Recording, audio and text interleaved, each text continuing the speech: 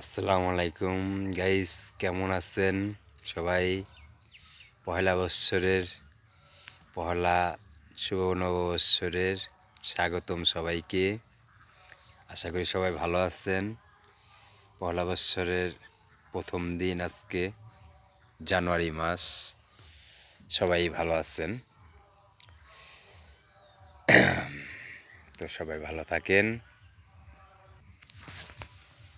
সবাইকে দেখাচ্ছি শস্য ফুল, নতুন বৎসরের নতুন শস্য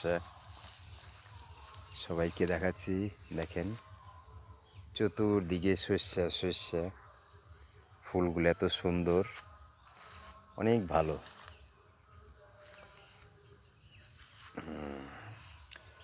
কুত্তা তুমিও আইছো এখানে?